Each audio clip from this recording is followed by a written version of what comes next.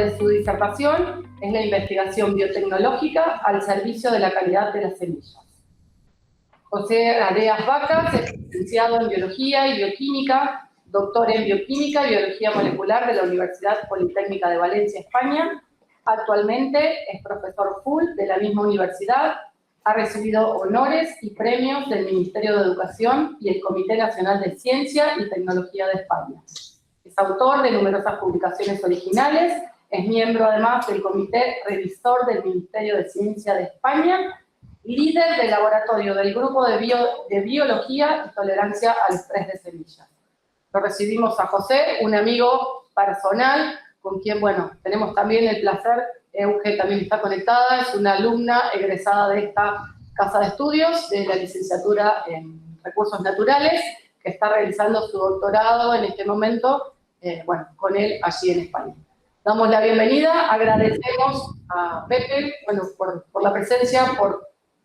participar, y damos paso a tu disertación, Pepe. Muy bien, pues muchas gracias, Nidia, Carlos y a todos los organizadores por invitarme a esta charla, que la verdad es que es un placer estar en contacto con argentinos, como siempre. El título es la investigación biotecnológica al servicio de la calidad de semillas, donde, bueno, lo que pretendo es enseñaros un poco cómo hacemos, en principio, ciencia básica, pero con un motivo translacional, en este caso enfocado a la biología de las semillas. Como he visto que el programa del Congreso es bastante amplio, pues primero una introducción para todos aquellos que no estén tan familiarizados con esto. Las semillas son, no hace falta entrar mucho en esto, muy importantes desde el punto de vista de la nutrición humana y animal, y también es la base de nuestra alimentación. La vida de una semilla está resumida aquí de manera muy breve. Es corta, pero ocurren muchísimas cosas y durante ese tiempo se van definiendo una serie de características que son propicias a ser mejoradas. El principio es la embriogénesis, que es el desarrollo del embrión. Ahí no solo ocurre el desarrollo del embrión, sino que es donde se determina el tamaño, por ejemplo, de la semilla. Después aparece un proceso que es el proceso de llenado, donde la semilla se carga de sustancias nutritivas que después le van a servir para germinar. Posteriormente aparece un proceso llamado de maduración, donde la semilla adquiere otra serie de características muy importantes, entre ellas en la mayoría de las semillas cultivadas la capacidad de desecarse, por ejemplo, y como último punto, una vez la semilla está completamente madura, aparece el periodo de deterioro. Con el tiempo esa semilla no va a durar para siempre, sino que va a sufrir un deterioro progresivo, de tal manera que con el tiempo su capacidad de germinación va a ir disminuyendo, como podemos ver en esta gráfica, y al final el lote de semillas, pues, digamos, se dice que muere, ¿vale? Esta característica es lo que se llama la longevidad de la semilla, y también es otra característica muy importante dentro de este mundo. Nosotros trabajamos con una planta modelo, que es Arabidopsis thaliana, que en principio no tiene ningún valor comercial, pero que proporciona una serie de características que la hacen muy buena para trabajar con biotecnología, con el objetivo de trasladar después lo que descubramos a especies cultivables. Muy rápidamente también decir que, especialmente para los que no estén familiarizados, que la semilla también es una estructura muy compleja. Está formada muy brevemente por tres subestructuras. Una es el embrión, que es el que tenemos aquí. Tenemos otra estructura que se llama endospermo, que es la sustancia en principio que rige una serie de caracteres como el tamaño y señalizaciones, y al final sirve de nutrición para el embrión. Y finalmente tenemos estas capas de aquí, que sería la cubierta de la semilla, que le proporcionan, aparte de señalizaciones, le proporcionan protección. Aparte, es compleja en el sentido de que todo esto viene de diferentes orígenes, mientras que la cubierta de la semilla tiene un origen materno, el embrión tiene un origen obviamente cigótico, y el endospermo, para hacerlo más complicado, es un tejido triploide con dos dotaciones maternas y una paterna, con lo cual hace complejo también el estudio desde el punto de vista genético. Bueno, nosotros estamos desde hace unos años intentando identificar caracteres genéticos que tengan que ver con la longevidad de la semilla. porque, bueno, algunas especies tienen una viabilidad más alta, otras tienen una viabilidad más baja. Cómo se generan las semillas también implica, al final impacta sobre la longevidad de las semillas. Y luego, por supuesto, cuando se cosechan las semillas o cómo se almacenan, pues también va a tener un impacto sobre cuánto va a durar un lote de semillas. Estábamos al principio más interesados en la parte genética, con lo cual pues lo que hemos estado utilizando es Arabidopsis thaliana para identificar genes implicados en este proceso. Como envejecer cuesta mucho, también tenemos sistemas de envejecimiento acelerado, de tal manera que en 15-20 días, subiendo la temperatura y la humedad, podemos identificar mutantes, situaciones, condiciones o variedades que puedan envejecer más lentamente o más rápidamente, como podemos ver aquí en este esquema. Con eso en mente, lo que voy a mostrar son unos 3 ejemplos de algunos resultados que hemos obtenido en los últimos años y que yo creo que ejemplifican un poco el potencial que tiene Arabidopsis thaliana para trabajar en biotecnología. Arabidopsis thaliana es una planta que tiene colecciones de mutantes. Unos de ellos son colecciones de transactivación, de forma que existen decenas de miles de líneas, cada una de ellas con un cassette como este insertado en una zona al azar en el genoma, de tal manera que al insertarse van a transactivar los genes que están flanqueando la inserción, y el objetivo de estas colecciones es identificar genes que pueden conferir una ventaja por ganancia de función al activar más los genes flanqueantes. Utilizamos estas en el pasado, en el laboratorio de Ramón Serrano, estas líneas para identificar genes que conferirán una ventaja en longevidad, haciendo un estudio de envejecimiento y detectando aquellas líneas que tenían una ventaja, como podéis ver aquí, y después, por supuesto, validándolo en la siguiente generación. Y se identificó inicialmente un factor de transcripción que se llama HB25, cuya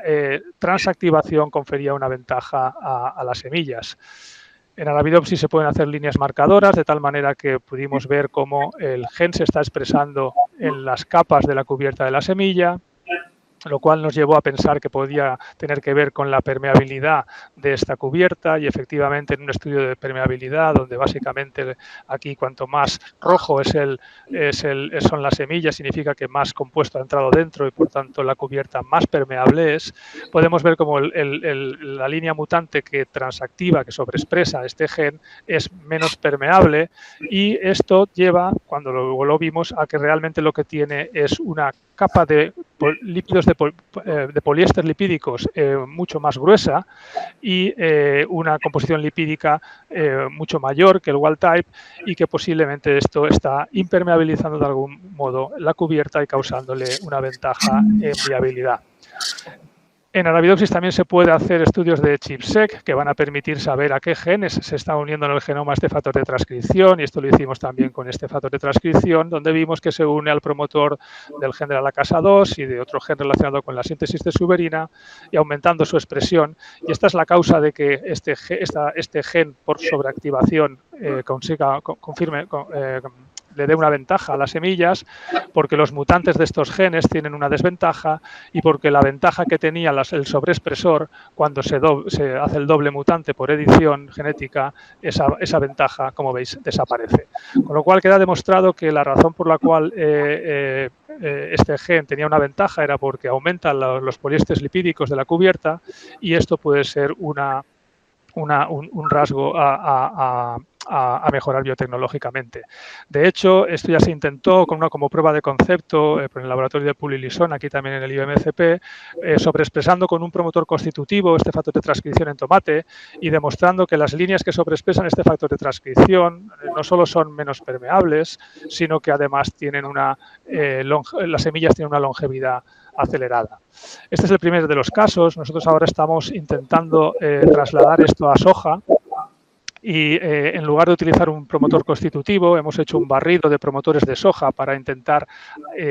sobreexpresar este gen únicamente en la semilla, para evitar efectos adversos en otras partes del desarrollo, y hemos identificado ya una serie de promotores que son específicos de semilla, y hemos realizado las construcciones para poder sobreexpresar este factor de transcripción en soja, él solo o en combinación con otros factores de transcripción también importantes en la longevidad, algo que estamos haciendo en colaboración con un laboratorio en China. Este sería el primer caso. El segundo caso sería el uso de colecciones de pérdida de función. En este caso, lo que pretendemos es encontrar algunos mutantes que por pérdida de función tengan un fenotipo de sensibilidad, como podéis ver aquí, y esto en Arabidopsis es tan sencillo como decidir sobre qué gen quieres trabajar y pedir la línea mutante. Estábamos intentando ver cuál era el papel de los flavonoides dentro de la cubierta de la semilla, que también se les ha atribuido un papel importante, y lo que hicimos fue pedir mutantes de toda la ruta. Arabidopsis tiene dos tipos de flavonoides, unos están aquí representados por colores, unas son los flavonoles que pueden ser derivados de quercetina o de canferol, y otras son las prontocianidinas, que son compuestos un poco más complejos dentro de la misma ruta, y Arabidopsis tiene sobre todo flavonoles derivados de quercetina, como podéis ver aquí la composición de una semilla de Arabidopsis. Intentamos ver si los flavonoides tenían algo que ver con la longevidad y decidimos pedir mutantes de cualquiera de los diferentes genes de esto de la ruta para conseguir mutantes que o no tuvieran flavonoides, o tuvieran más flavonoides, o tuvieran solo flavonoles, o tuvieran solo prontocianidinas, o tuvieran alguna diferente combinación de compuestos. La realidad al final es que de todos los compuestos, el que más llama la atención es uno de ellos, que es este que veis aquí, que es el único cuya mutación le confiere un fenotipo de sensibilidad muy exacerbado a las semillas de Arabidopsis.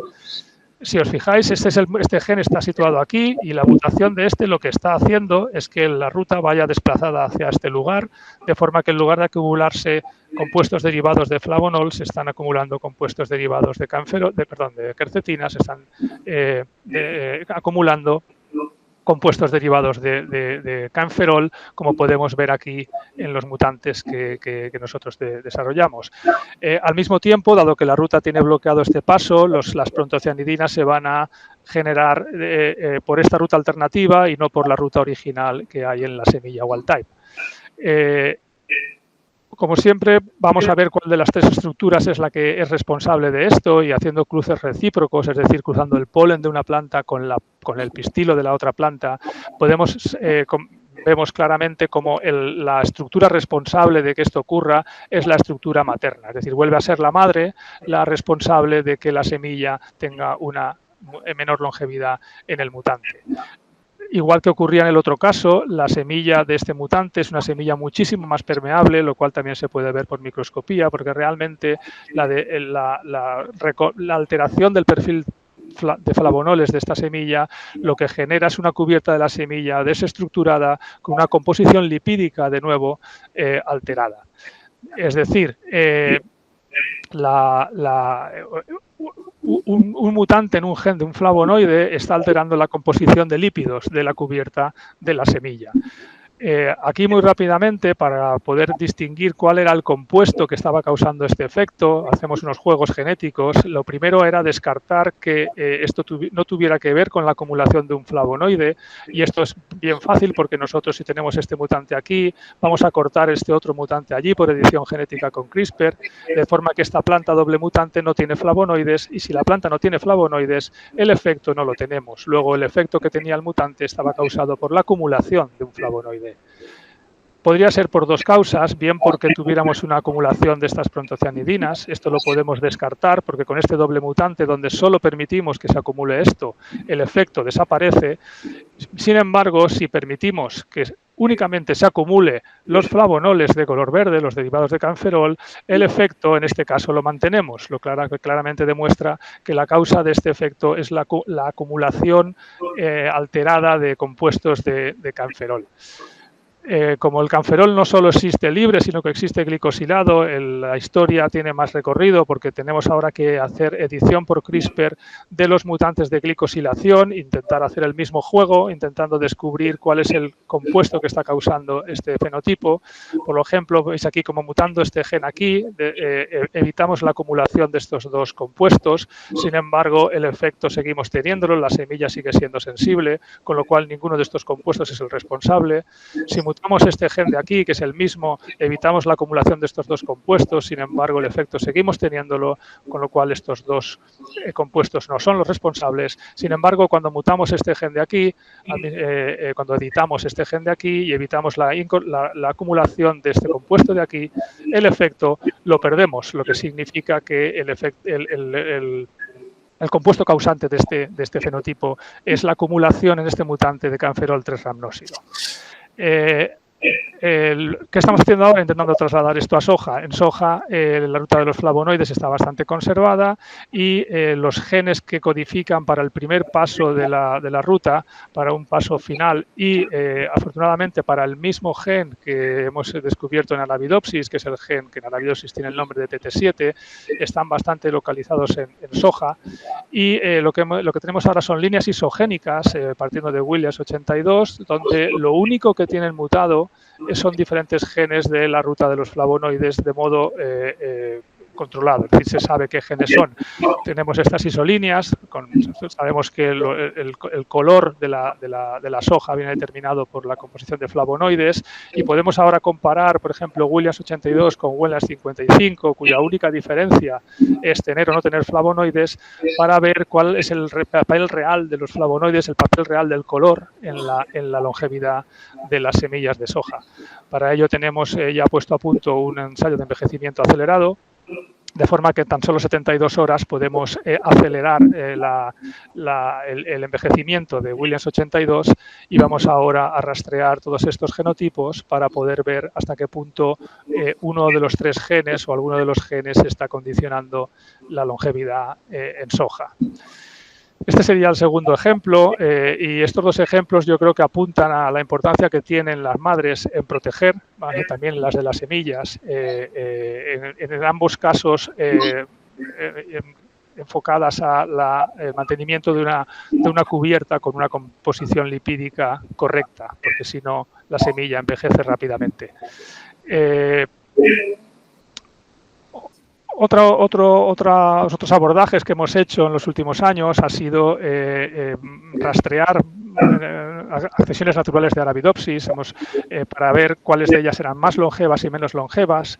y hacer de esa manera estudios de asociación para identificar posiciones en el genoma que tuvieran que ver con la longevidad.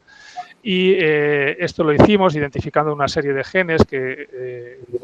algunos de ellos lo hemos analizado un poco más de detalle y realmente el mensaje de este trabajo es que la longevidad no está determinada por un único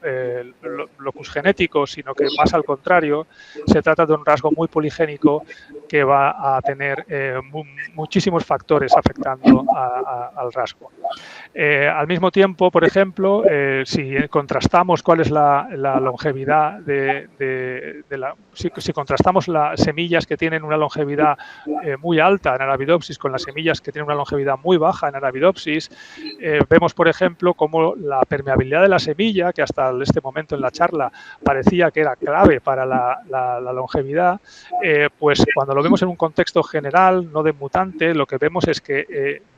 no es el único factor. Por ejemplo, tenemos una serie de accesiones naturales de Arabidopsis que tienen una permeabilidad muy baja y, sin embargo, son muy poco longevas. Y, al contrario, tenemos accesiones de Arabidopsis que tienen una longevidad muy alta y, sin embargo, son muy permeables.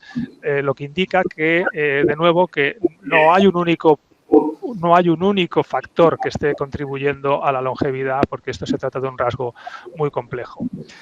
Del mismo modo, en los últimos 2 años hemos intentado también ver cómo afecta al ambiente,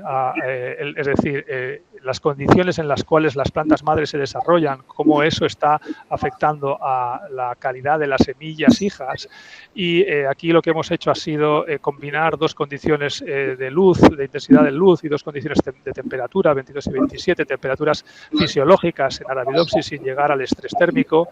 Y la conclusión, sin darle demasiado protagonismo a este trabajo que está en revisión ahora mismo en una revista, es que la combinación de los 4 factores, las dos temperaturas y las 2 condiciones de luz, lo que genera es un efecto de genera semillas con una variabilidad en longevidad diferente. Hay algunas accesiones genéticas donde estas combinaciones pueden afectar positivamente, o en otros casos afectan negativamente, pero en general lo que se ve es que la combinación de una temperatura un poco más alta de lo normal y una intensidad lumínica un poco más alta de lo normal, lejos de que aparezcan semillas con una menor calidad, por lo menos en longevidad, lo que se ve en Arabidopsis es que están generando semillas con una longevidad un poquito mejorada, y eso es como consecuencia de la acumulación de transcritos, ¿vale?, de proteínas relacionadas con la defensa frente al estrés oxidativo, como se pueden ver en algunos de estos genes. Finalmente, en los últimos minutos me gustaría ilustrar un poco el último gen con el que estamos trabajando, que va a ligar un poco la longevidad, que es uno de los rasgos de calidad en el que hemos estado trabajando en los últimos años, con otro rasgo de calidad donde estamos ahora empezando digamos, a andar, que es el tamaño. Todo parte de, por supuesto, otro mutante, donde lo que vemos, si comparamos el wild type con el mutante, es un mutante que tiene una longevidad reducida, y de nuevo, otra vez, al hacer los cruces recíprocos, cruzando el polen con el pistilo en las dos direcciones, se ve como este efecto solo aparece cuando es la madre la que está mutada, ¿vale? De nuevo tenemos un efecto materno, es decir, vuelve a ser la madre la que está confiriendo alguna desventaja a la semilla cuando está mutado. El patrón de expresión de este gen, si lo podéis ver aquí con un gen marcador, algo que se puede hacer también en Arabidopsis, como hemos visto, en este caso es diferente. Si veis aquí las semillas, el gen parece estar expresado únicamente en la base de la semilla, ¿vale?, en lo que sería el funículo o la chalaza, como ya se había visto anteriormente, y a la entrada también de la silicua, a la entrada de la vaina, es decir, digamos que es como una puerta de entrada, ¿no? Vale, es un efecto materno, pero en este caso no tiene nada que ver con la permeabilidad de la semilla. Si hacemos el ensayo de permeabilidad, las semillas de este mutante no son, en principio, más permeables que las de wild type. Por lo tanto, este efecto de longevidad tiene que estar, si bien está en la madre, no está en la permeabilidad de la cubierta. Esto todavía no lo tenemos resuelto, es decir, no sabemos la causa por la cual la semilla TFL1 es menos longeva, pero una de las cosas que quisimos ver es si de alguna manera esa baja longevidad tenía que ver con el tamaño de la semilla, porque en realidad este mutante, aparte de que hayamos descubierto que tiene una longevidad más baja, tiene una semilla más grande, como podéis ver aquí. Y esto se publicó hace 4 años en un Nature Plants, donde lo que propusieron es que este gen lo que está es siendo trasladado desde esta zona de la semilla a esta zona de la semilla, y ahí está estabilizando este factor de transcripción, que es un inhibidor de este otro, y que este otro, al estar inhibido, evita la activación de este último, y este último es el que está disparando, digamos, el proceso de celularización del endospermo, que al final conlleva, está dirigiendo el tamaño de la semilla. Esto significa que en un mutante que no tiene ni TFL1, no estabiliza B5, este factor de transcripción está activado y como consecuencia este gen está disparado y la semilla es grande. Esto lo podéis ver aquí en estos dibujos de las semillas, que si seguís un poco la línea del esquema, tanto TFL1 tiene una semilla más grande, el mutante AB5 tiene una semilla más grande, este mutante RAN tiene una semilla más grande, y los que están en efecto contrario, como estos últimos, tienen una semilla pequeña. Lo que pudimos ver, intentábamos desligar los dos efectos y realizamos editar SHB1 en un contexto TFL1 para intentar generar una semilla TFL1 pequeña, pero que todavía tuviera el efecto de longevidad. Y cuando hicimos esto, lo que nos dimos cuenta es que esto no ocurría. Es decir, nosotros mutábamos este último gen y la semilla seguía siendo grande, como podéis ver aquí. Es decir, que primero esto que estaba publicado hará falta darle una vuelta para ver cuál es la razón, pero la semilla TFL1 no es grande simplemente porque tenga esta ruta desactivada. Esto nos llevó a hacer unos estudios transcriptómicos donde lo que podemos ver es que, siendo breves ya por el tiempo que queda, cómo lo que estuvimos viendo es que el metabolismo de la sacarosa, el transporte de la sacarosa está disminuido en este tipo de semillas, en estas semillas, y en realidad si vemos la cantidad de sacarosa que tiene cada una de las semillas, son semillas que acumulan mucha más sacarosa, mucha más fructosa, mucha más glucosa.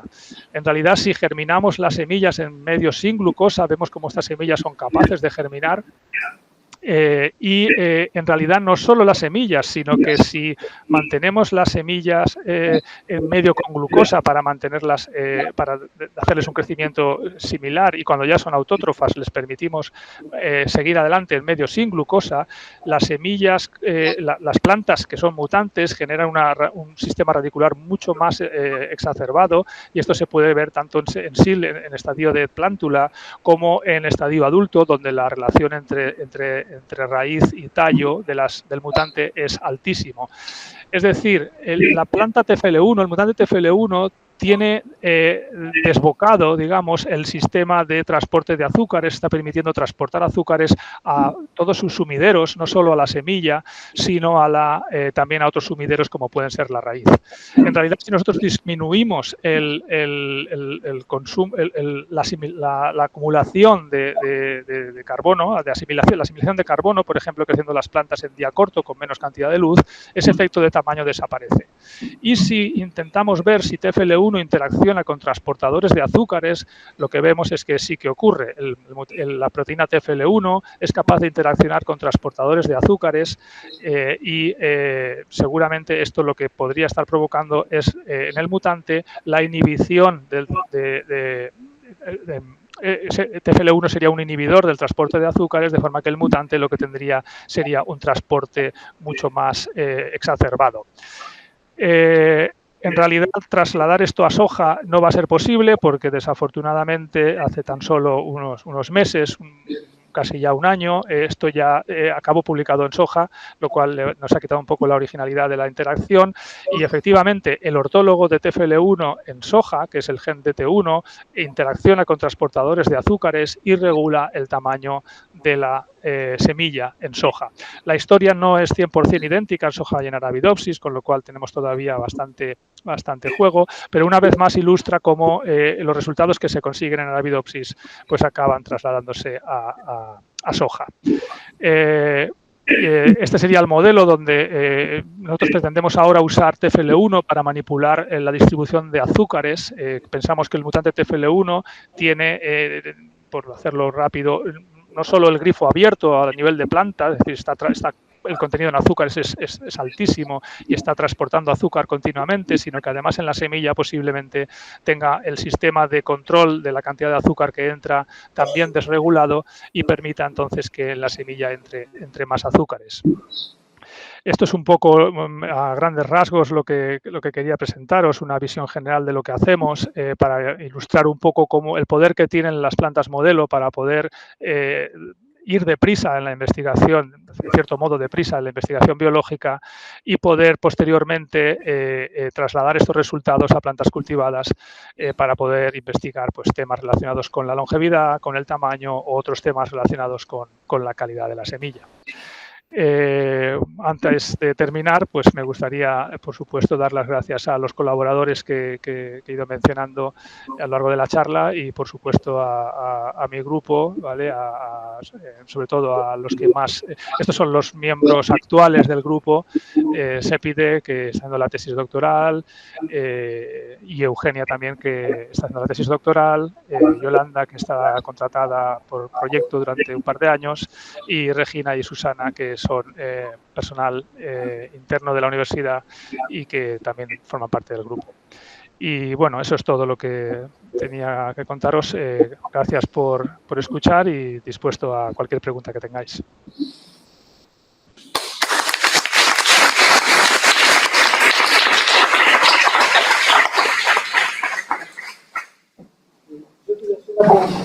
Muchas gracias, Pepe, a todo el grupo. Y bueno, sí, una pregunta por acá. Paso el micrófono. En la parte que vos presentabas, el estudio de longevidad sobre el ambiente materno, trabajabas con 2 intensidades lumínicas y con 2 temperaturas. ¿En qué periodo del desarrollo seminal operaba ese tratamiento? Siempre, desde el principio. Las plántulas se germinan en principio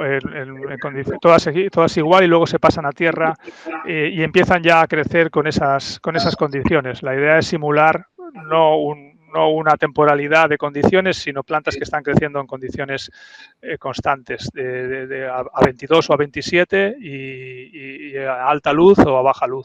pero tanto durante el periodo vegetativo como durante el periodo reproductivo. Pregunto porque muchos de estos experimentos generalmente se orientan a una fase particular del desarrollo seminal. La longevidad es la última característica o atributo que se define en el desarrollo. Yo pensaba que posiblemente esos tratamientos se los daba ya en la última fase, previo a madurez fisiológica y un poquito más. No. Lo hemos hecho durante todo el proceso. En principio, no descarto que, como he visto con el gen TFL1, que lo que le ocurre a la planta madre durante el desarrollo vegetativo puede estar condicionando la calidad de la semilla sin necesidad de que esté impactando el ambiente únicamente en la fase final, aunque desde luego ahí también está impactando. Pero esto, como el tratamiento se ha hecho durante todo el ciclo, pues lógicamente no lo podemos saber. Y lo que estaba viendo es que el TFL1 está anclado a una señalización por ABA. TFL1, sí, TFL1 está implicado en muchas cosas, que ese es uno de los problemas. TFL1 realmente es el antagonista de FT, que es el gen que dispara la floración. Y esto hace que la planta TFL1 tenga un fenotipo de floración concreto. Entonces, desde luego está relacionado con físico, está relacionado con floración. Tenemos que intentar desgranar todas esas rutas para ver qué es exactamente lo que está causando su tamaño grande. Pero pensamos que lo que está causando el tamaño grande es su interacción con transportadores de azúcares. Pero bueno, todavía no lo tenemos claro. ¿Una pregunta más? Bueno, parece que no hay más preguntas. Pepe, muchísimas gracias de nuevo.